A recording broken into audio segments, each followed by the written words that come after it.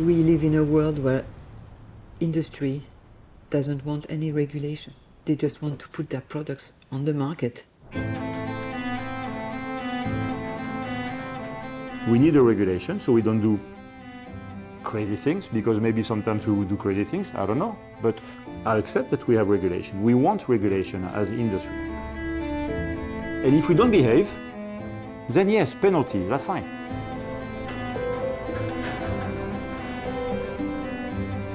Obviously the industry makes money, of course it does. If the industry did not make money, how many people would be out of work? We're sort of the last concern. The public interest and the public safety is definitely not taking precedent. Corporate interests, corporate profits have been getting priority with the regulators. So that needs to change, and one of the big ways to do that is just to require transparency. We as EFSA, we love transparency. We would like to publish everything we use. It's just not allowed. And we as EFSA cannot say, we don't care, there's intellectual property rights, but we are EFSA, we publish everything. It would just be breaking the law. They prefer intellectual property to the health of children.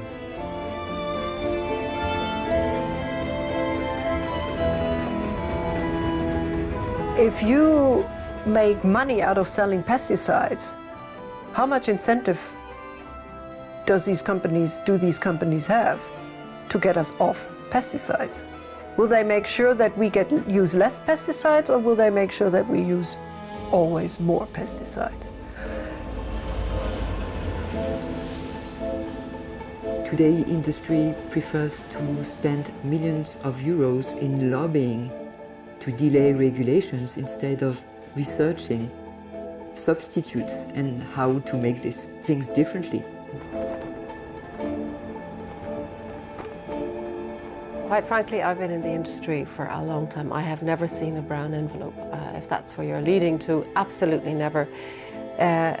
You know, it's in the industry's interests to bring food to the tables that is safe, that is of high quality, that is reasonably priced, so that you and I, and all of those people working in the food industry, can also sit down and eat good, nutritious food every day at a reasonable price. Progress involves risk. You were referring to accidents, industrial incidents or accidents, or people who are injured, or people who die. Every time this happens, for industry in general, it's a defeat. However, those incidents also allow us to improve, to do it better next time, and to progress. And there is no progress without an analysis of risk versus benefit. What is progress? Is progress moving forward, whatever, and using any technology we are capable of inventing? But it's not because we know how to do something that it's useful and that it's good for the people. We should put some intelligence on what technology and what progress is. I don't think that progress is ruining the future generations' health by using tons of chemicals that can create disease and give cancer to someone who's 20 years old. That's not progress to me.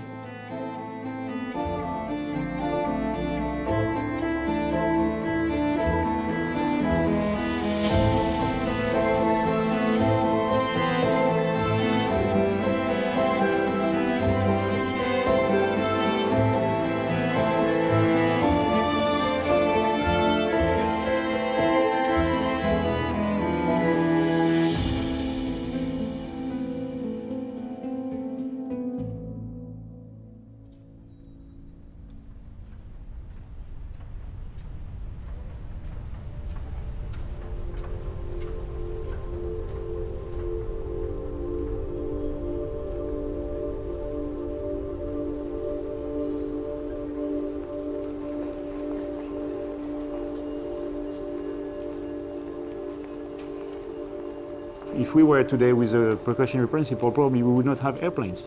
Airbus would not exist, because airplanes sometimes they fall down, so there is a risk. We would not have automobiles because every year in Europe, how many? 50, 60,000 people die with automobile accidents? So precautionary principle, I think, is a disaster. And yet, this is what we are now more and more advocating. And you apply this to agriculture.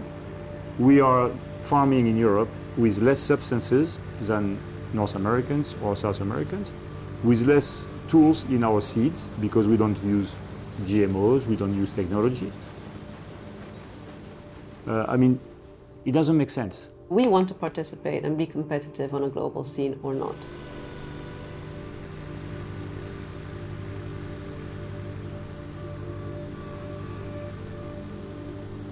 And in Europe we have this romantic idea of farmers, but they're business people. They would never cultivate something that is dangerous, and they would never cultivate something they don't need. They're just business people, and we should let them do their business, I think.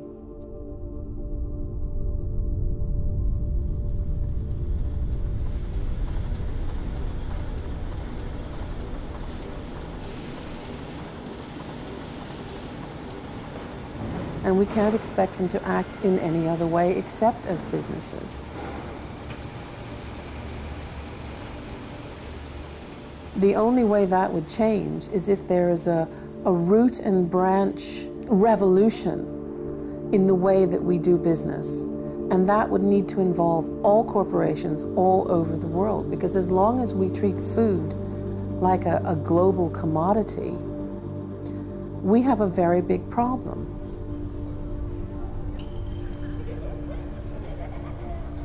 And part of that problem is that food will go to the highest bidder. And the highest bidder may not be someone that wants to feed you. The highest bidder may be someone who wants to feed your car. This is entirely the wrong way to look at food. Food should be food.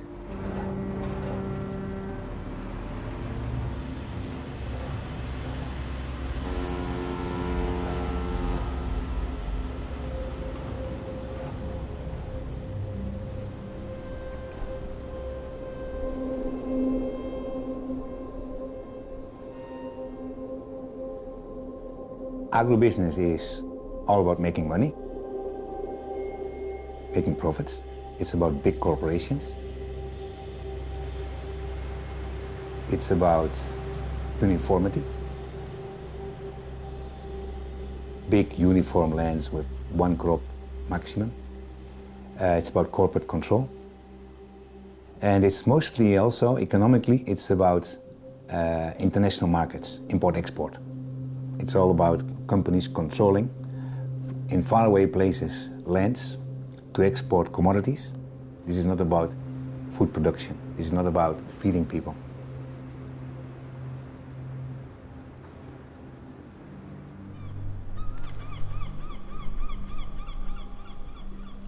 Industrial agriculture is a form of mining.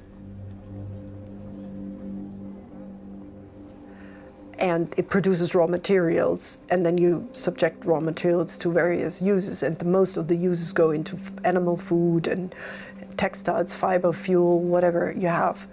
The rest of it that can't be sold more expensive to some other use will go into processed in food processing.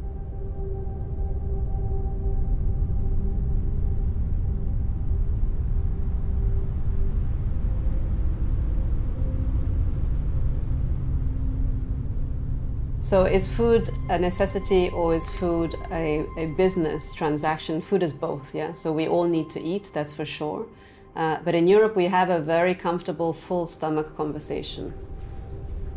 We haven't had a famine in Europe for hundreds of years, so we have no idea what it means to have the choice between one tomato and no tomato. We have 10 tomatoes in Europe. It doesn't really matter to us if we have a GMO tomato or non-GMO tomato. And I think we are unaware of the impact our decisions here have on countries where there is no food. Nowadays there's a big confusion between what is a general interest and the interest of industry, because the priority is jobs and growth, and it's like growth and jobs are more important than people's lives.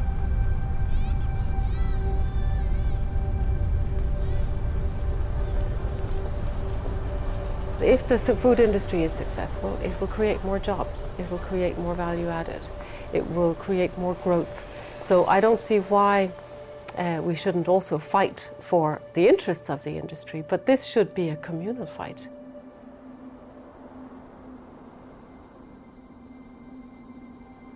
Modern agriculture relies on satellites, relies on precision farming, which is a connection between satellites, digital, machinery, and then all of the tools which are available for farmers. Unfortunately, I think Europe is losing its edge as far as food production in agriculture because of an overly conservative, restrictive regulation, and this trade-off between progress and the risk is not well understood in Europe.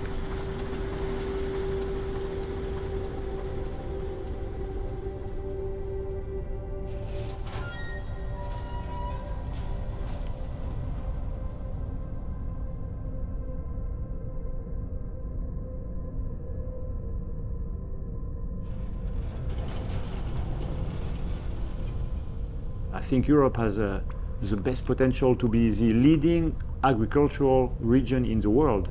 We should be the ones with the best jobs and the most investment in seeds, in hybridation, genetics, pesticides, chemicals, machinery. We should be, because we have everything we need to succeed. And my fear is that we are not using this potential to its maximum. To enable our farmers to be competitive, the better the trade relations with all these countries, the better it is. I mean, otherwise we stay like a fortress and we don't let anything in that doesn't let something out. And, you know, this is not, the world is not like that. Everything is connected now, everything is global. So what we want to see is something very different. It's a model built on diversity, on biological diversity, that is, you know, different crops planted together, crop rotations. Do we get, as humanity, our act together to change and reconfigure together how we operate on this planet, or we will make ourselves obsolete?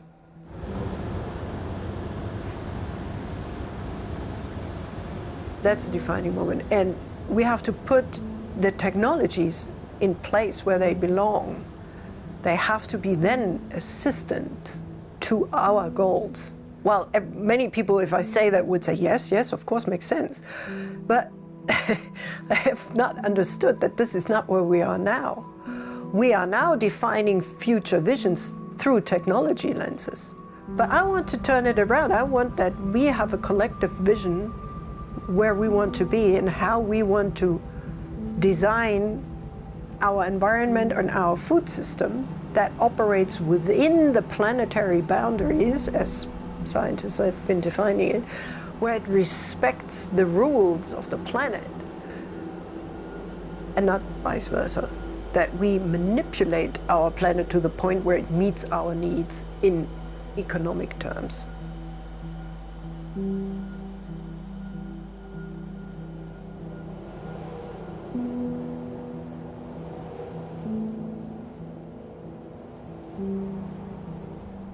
For me, progress is continuous improvement of existing things.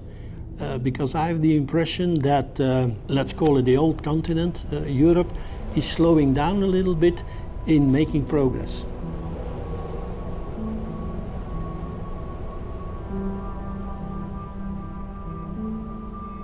If decisions are taken on emotion, one day left, the other day right, this is not the basis of a sustainable farming. What progress do we want? Are we willing to trade off some of the benefits for some of the risk? Because we're facing a world which is more and more globalized, so we are up against other parts of the world which do not always play with the same rules.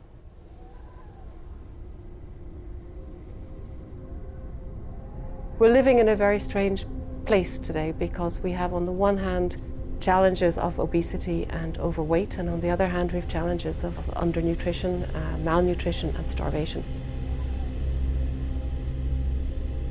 There are geopolitical issues in parts of the world where there is less food, And we need to find ways to get food to those parts of the world, either through aid or through producing it themselves, and to produce more food on the same amount of land, because we can't use more land, we can't use more resources.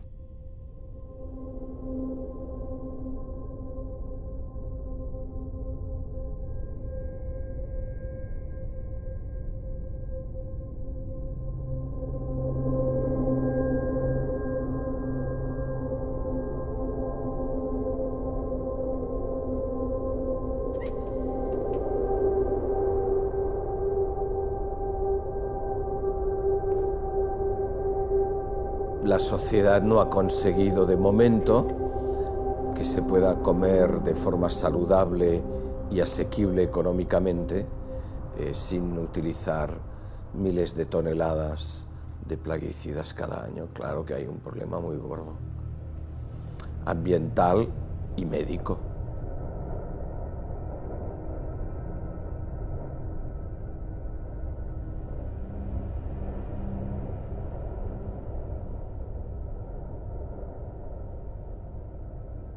Do you imagine the number of chronic diseases that are in every family today? It is not due to new viruses or new microbes that have been found in all breast cancers, for instance. That's not true. So it is due to environment and to chronic poisons that are in the environment. What are the chronic poisons? Designed to be toxic initially and spread all over the place? Pesticides.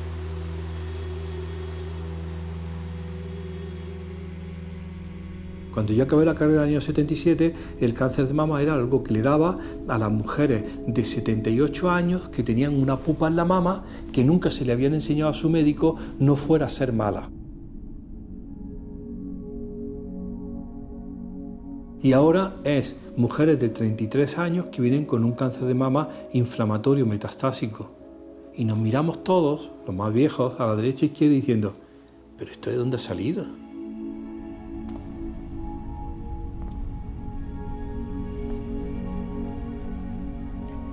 Hay un déficit de investigación sobre tóxicos, salud pública y medio ambiente brutal, brutal.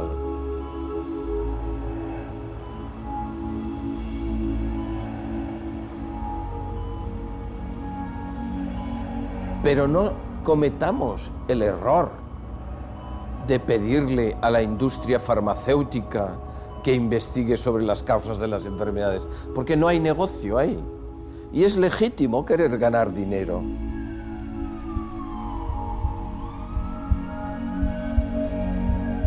El ciudadano tiene que saber que cantidad de sustancias que pueden ir desde el chupete de un niño hasta lo que come, respira, bebe, donde se acuesta, todos los bienes de consumo, muy pocas de las sustancias pasan los controles de si son tóxicas para la reproducción, para el sistema hormonal o cancerígenas. Hasta que no empieza a haber sospechas y esto se regula, pueden pasar décadas. Cuando nos dicen, no, es que los residuos no superan el límite máximo de residuos, digo, tío, estaría bueno que encima los estuvieran superando. No, es que la Unión Europea y los gobiernos tratan mucho de que los residuos de compuestos químicos no superen aquellos números de seguridad LMRs que han sido... Y le decimos, tío, que estamos en el siglo XXI en un país civilizado, estaría bueno que además de todo lo que tenemos montado, hubiera crimen.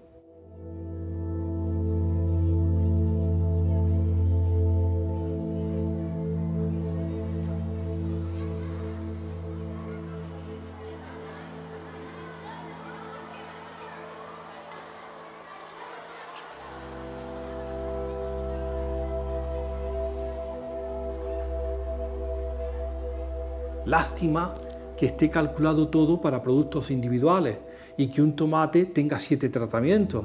Y me gustaría que me diera si esa información toxicológica que tienes para un residuo sirve para los 7 que tiene el tomate, que son distintos y que probablemente actúan por mecanismos comunes. Es más, me gustaría que me dijeran lo mismo para la ensalada que tiene tomate, lechuga y zanahoria. Es más, me gustaría que me dijeran lo mismo para el bistec de ternera, la ensalada y la sopita que me he tomado. No. Eso no.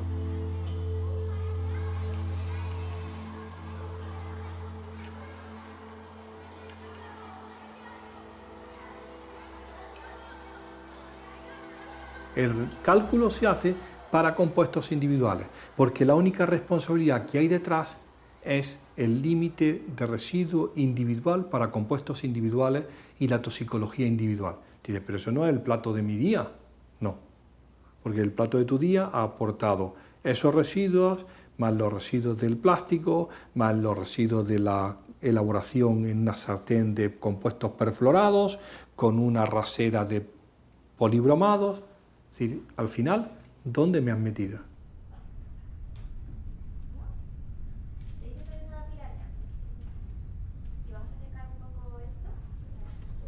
So all these chemical compounds are made out of petroleum. Petroleum is a fossil fuel, very sticky, and it is bioaccumulative because it's a fossil compound which lasts long.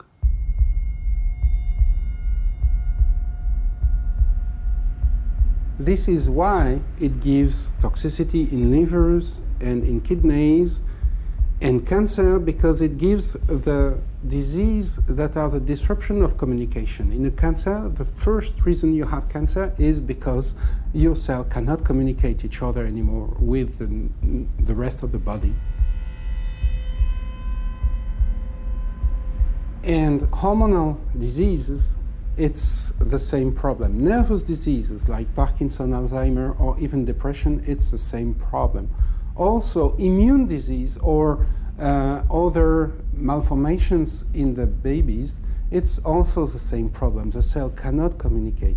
But this happens on a long term, so that means several years, several dozens of years. So you cannot see, because you drink a glass of wine with pesticides or a piece of bread with pesticide, you cannot see this effect immediately.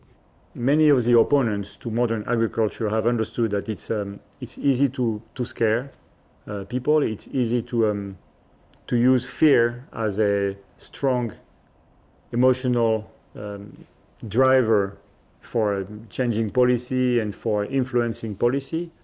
Sometimes it's in the interests of the anti-industry groups to do that, of course, because it keeps them at work. Brings in money for them as well. So I think we should look at this from both sides. We sometimes have visits from them. Recently they invaded this building, and they have done so before, and threw manure and threatening letters and stuff at us, but okay, that's part of the game, I suppose. We do not, when we try and dialogue with people like that, we don't have the same weapons.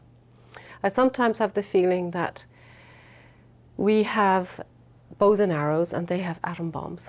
As soon as there's an NGO or group of people who are against something, maybe they ban it, maybe they stop using it, maybe they stop importing it. So in terms of development and trust, I think we risk losing a lot of trust as a region.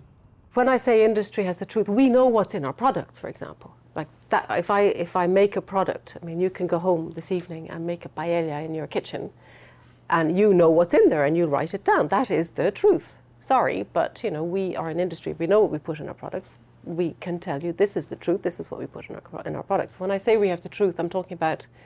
I'm not talking about philosophically the truth. I'm talking about what we do. We know what we do, and we can talk about it.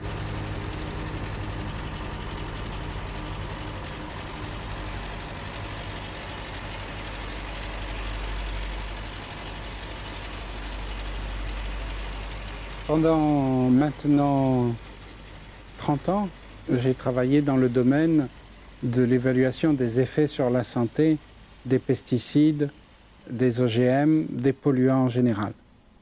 J'ai vu d'abord que les industriels donnaient toujours le même dossier partout dans le monde et que les agences faisaient évidemment des évaluations, mais elles lisaient les dossiers des industriels. Prenons par exemple le cas du principal pesticide du monde qu'on a retrouvé dans les glaces, qu'on a retrouvé dans les vins, qu'on a retrouvé dans l'urine des gens, le Roundup. D'abord, c'est Monsanto qui fait le dossier. Mais la composition du produit, elle est confidentielle. Nous, on a trouvé dans le produit, très récemment, en 2017, cachés des poisons très toxiques, de l'arsenic, des résidus de pétrole qui n'étaient pas déclarés. Ils disent c'est du glyphosate, mais ça n'est pas que du glyphosate. C'est une fraude de dire qu'il y a juste le glyphosate. Donc la composition, c'est eux qui décident quel est le produit toxique qu'ils vont déclarer dedans. Et ils ne vont en évaluer qu'un seul, le glyphosate. Ils ont choisi qui est le moins toxique du Roundup. Et ils le donnent à des rats, le glyphosate, pendant 2 ans. Mais quand ils ont fini, les analyses de sang des animaux sont confidentielles. Donc on a un produit confidentiel et des effets sur la santé confidentiels pour la communauté scientifique, pour le commun des mortels, pour les consommateurs, pour tout le monde. Sauf pour que quelques personnes à l'EFSA ou à la FDA ou à Fezans en Australie ou dans des agences. Et il se trouve que ces gens-là sont compromis. Ça a été révélé par les Monsanto Papers.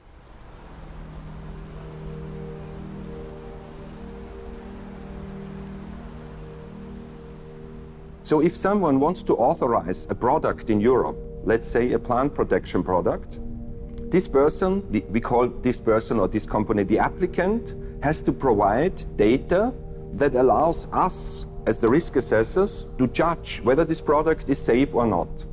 And this information comes from the applicant. And the studies that are commissioned by the applicant to allow us to assess the safety are paid by the applicant, obviously. So it's the intellectual property of the applicant. And we can publish parts of these studies in the current legal framework, but we also have to respect the business confidentiality claims of the applicants. So there's a balance to be found between transparency as much as possible, but also to protect the investment of companies into their product innovations.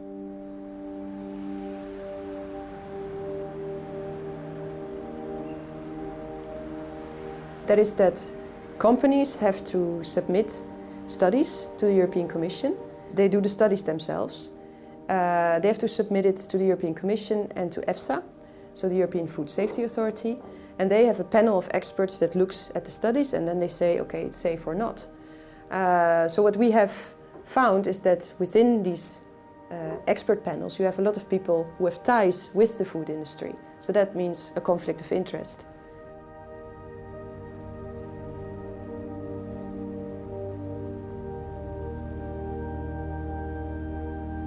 So the whole system, the communication agencies and the regulatory agencies have the same scientists, and they work in order to promote the commercialization of their products.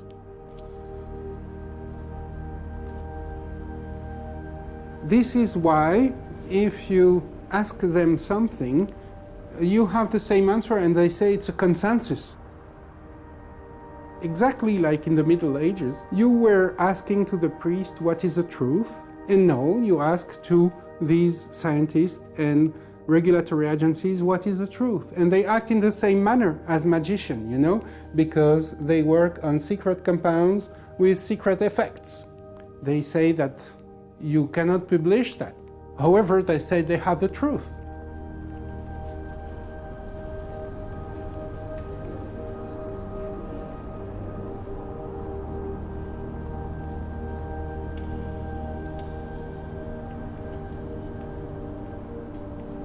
If you spend a huge amount of money doing a study on something, I mean, there's a lot of confidential information in there that you don't want another company to copy-paste. Of course not. I mean, you might have spent years, a lot of resources, so people time, a lot of time, and a lot of money on doing this research. What EFSA does is it analyzes all of that and publishes the results. So it will publish, it will come out with a statement at the end, and it will publish the results, but it won't publish all the details and what a lot of people want to see, because they're a lot of people. If we relativize all of this, because it's not actually a lot of people, but some people want to see everything. That's fine. I think now it's actually all been published, but you're talking about several thousands of pages. I don't know who in his right mind would sit down and read through all of those pages. I think some parts can be blacked out, but I would insist that that's to do with privacy? So the relationship between our companies and research institutes and universities is quite strong. As I mentioned before, in many parts of the world, it tends to be the public sector developing the products, thanks to a relationship with the company. Maybe the company donated the technology. The problem in Europe, for example, is that in EFSA that you mentioned before, they have scientists assessing the products. And the scientists have an obligation to have no conflict of interest. That means they have to have had no relationship whatsoever with industry ever. So if you're a scientist in Europe, having any kind of dealing with a company closes a number of avenues of work later. So again, we are really champions in creating difficulties for ourselves in Europe, but the rest of the world is doing fine.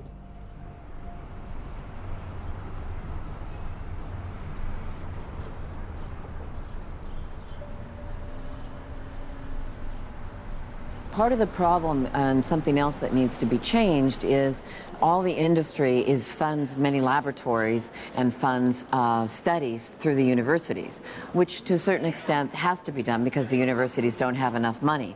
But the problem then becomes that when the Monsanto, for example, drafts a paper and they ghostwrite it and they need to slap a name onto it, they'll go to the university and say, you know, remember that lab we bought for you, or remember that study we funded through your university? Now we need your help. And that's the problem. There's this circular synergistic effect between the universities needing the money and the companies being willing to provide it, but it's someday collecting. Morning, Your Honor. Joe Hollingsworth from Monsanto, and with me is my partner Eric Lasker, and to his right is John Kalis, and next to John is Mimi Lynham.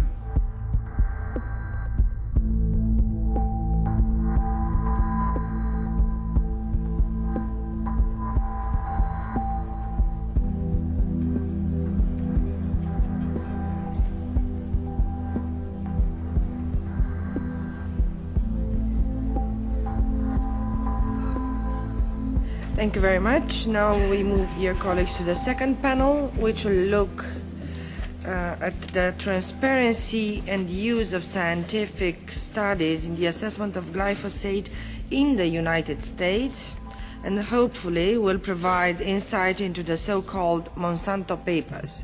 Thank you very much for inviting me to be here today. As a journalist for some 30 years now, I'm someone who has spent most of my life focusing on facts, pursuing the truth.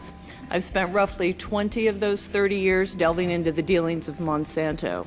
And I can confidently tell you that the story of the company's top-selling chemical, glyphosate, is not one of truth, but one of deceit. It's sort of a treasure trove, a look inside a very big and powerful company that has been very secretive, for decades. And a lot of the information is quite alarming when it comes to public health and safety associated with the use of their popular product, glyphosate and Roundup.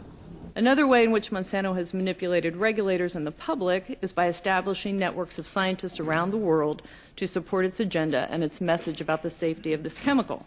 Monsanto and/or the Monsanto-backed Glyphosate Task Force pays them, they lobby regulators, they author papers, essentially to push this message that the chemical is safe.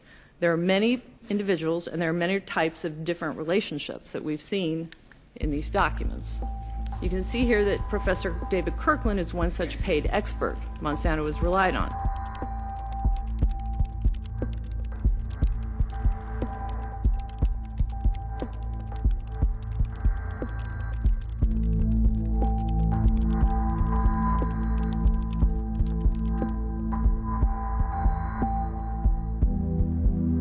In 2012, Monsanto was very worried about genotoxicity questions arising from glyphosate research. When it engaged Kirkland, Monsanto needed someone to help counter these concerns that were persisting. What Bill Hayden's wrote in that email, I think, was just naive. And it clearly did not lead to any policy decision.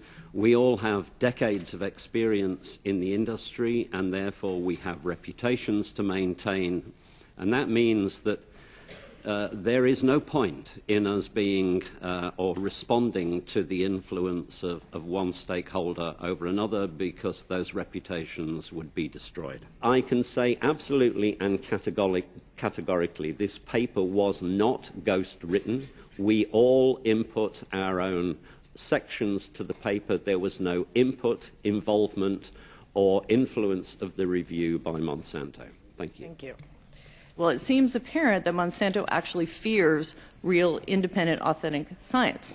Monsanto said itself it feared the IARC review when it found out in 2014. This is before IARC sat down, before the classification. Monsanto says it fears this. It says internally that it knew it had vulnerability in epidemiology, toxicology, genotox.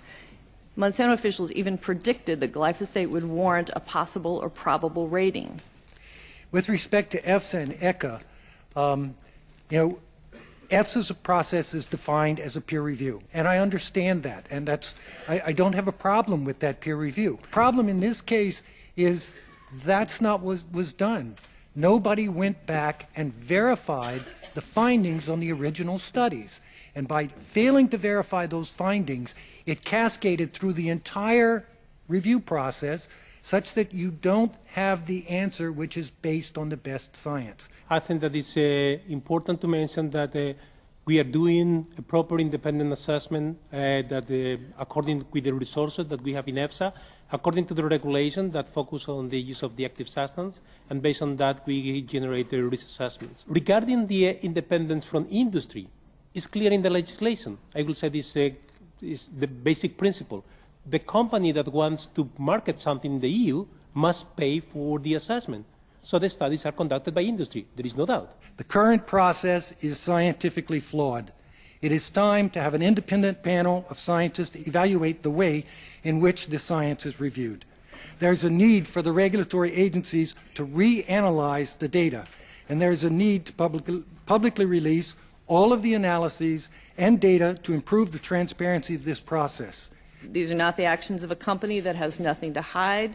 This is not how you promote a product that's actually proven safe. This is how you whitewash unfortunate and unprofitable facts. This is not by accident, but by design, and it serves Monsanto very well, but it does not seem that it serves the public interest. Thank you.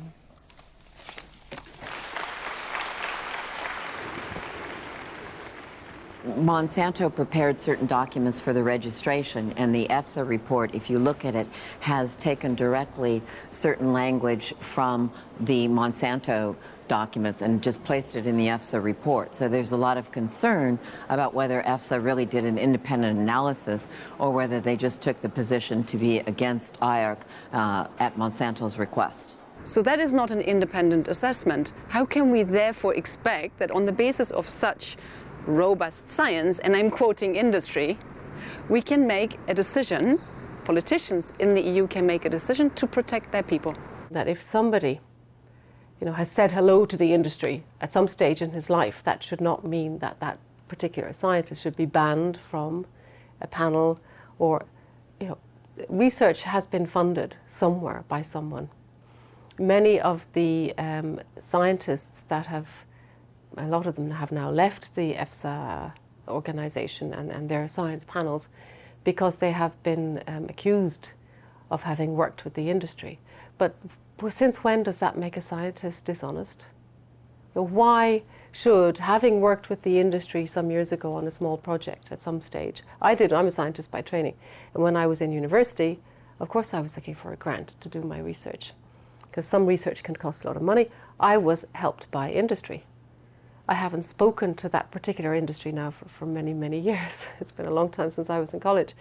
But that doesn't mean I'm dishonest as a scientist.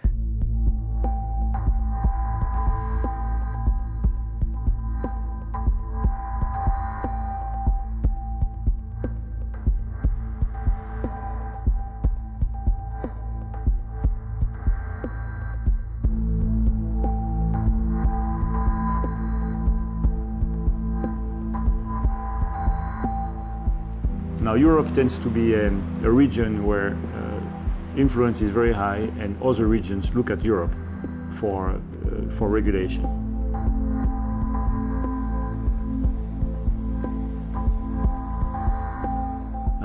And that's why it's so important that Europe keeps regulation which is scientific, which is data-based, and which, as much as possible, decides without being influenced by,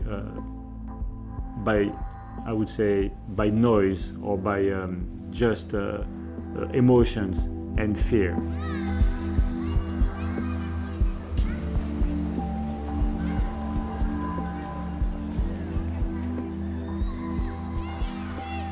When science meets values, then it's becoming complicated. We come with science, with evidence. We do a scientific process of risk assessment. But then this evidence is given on another stage, on the policy level, where beliefs, emotions, values come in. And what we see is, if politicians don't like the outcome of our risk assessment, they don't question their belief. They question the validity of the process. So basically, if EFSA comes with an opinion, let's say, on neonicotinoids, insecticides, politicians love EFSA. Wonderful EFSA, you are protecting the bees, you're doing the right thing, really good work done, EFSA, we all applaud to you. And if the same process, with the same people, with the same scrutiny, comes with a conclusion, let's say, on glyphosate, people say, I'm sorry, I don't like this outcome. EFSA should not say that glyphosate is relatively safe, so EFSA must be corrupt. I find this very bizarre. You know, regulations is independent of corporate influence, and it's everything is tested, actually tested, and with a lot of money, and our authorities are looking at it independently. I don't know where these people have been living. Even in some of the mainstream journals, you do find reports that clearly explain that this is not happening. We are seeing corporate capture not only in the sciences. Sciences is one of the fields. We see corporate capture in every walk of life.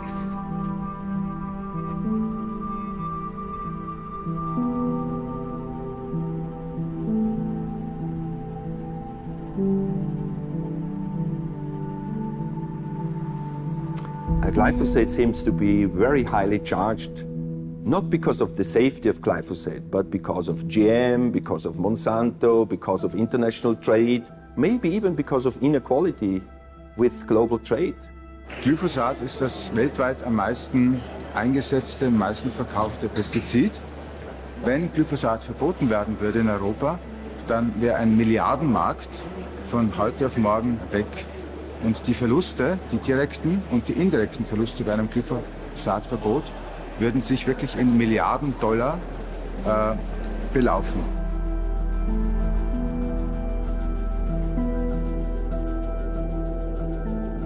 Of course, if the scientist works for the company, that's a different story. But I think we need to be a little bit more realistic about what it is we want. Do we want the best scientists to assess the products to make sure they're safe, or do we want to make sure there's no conflict of interest? What is the objective? Is it the safety of the product? Is it the conflict of interest of the scientist? I think we need to be a bit more honest and trustworthy without falling into the mistakes. So that's not something that we are looking for either. The experts we use are as independent as possible, but I think also here, it's not black or white. It's not 0 or 1. That's not a digital binary approach. We have to find the right balance between the best expertise, which means people that have done research, that people that are with both their feet in the scientific endeavor, and on the other hand, to make sure that there is no conflict of interest. And if I may say also there, I think Europe needs to make a decision whether no, I think I stop here. Yes, that would lead too far.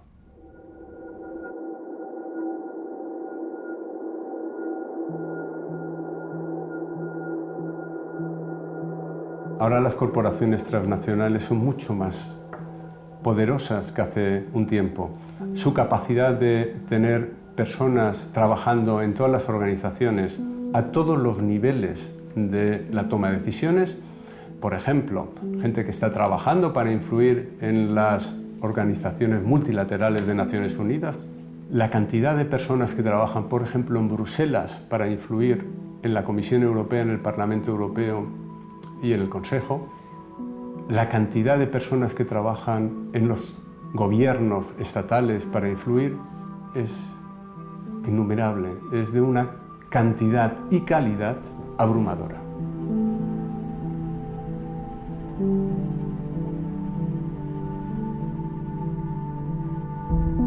So yes, precautionary principle is anti-scientific, and it is, I think, a big issue for European economy in general, because it reduces the willingness of investment. There is a risk in registering a new pesticide. This is a risk. This is a benefit. Am I willing to take this risk, yes or no? And the regulation today gives us an answer. If you look at the car of today, it is much safer than the car of yesterday. You know, the first car that I drove in when I was a boy and my father was driving had no safety belt and had no airbag and had no ABS, and yet the car maker was not a murderer. Right? The car was like this, and it was a very safe car for the time. And I'm not saying that the pesticides of 1950, were fantastic, but by then they were very good pesticides. And then we discovered that they have some side effects, and then the regulation evolves, and regulation becomes more demanding, and those pesticides are banned or are withdrawn from the company. And that's normal. That's normal evolution of any industry. The power of innovation doesn't come from the big companies. The big companies are too big to be innovative anymore. They just want to preserve their privileges, but they're not innovating anymore. I mean, look at the GM and the pesticides. We're dealing with GM plants that were developed 30 years ago. Nothing has changed. It's Bt and herbicide resistance since the beginning. It's old chemicals. There's no innovation in that. The innovation is that we now have, in addition to Roundup Ready and Roundup resistant plants, we have dicamba resistant plants and 2,4-D resistant plants. So we're getting an even more toxic cocktail in those. That's innovation. It has to get out. It just has to get out. Benefit versus risk, right? What is the risk you are willing to accept on the environment, even if it's very small, in order to have a safe and affordable food supply?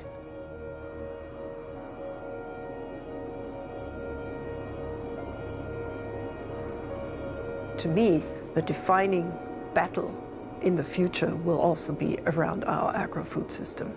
If we manage to get our, in my view, dysfunctional agro-food system on a sound environmental, economic, social, and economic basis, then we solve everything else will come from it.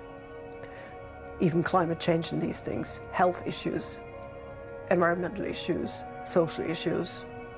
They're collateral. They're all part of this whole thing that is connected. And the connecting centerpiece is food and how you produce it.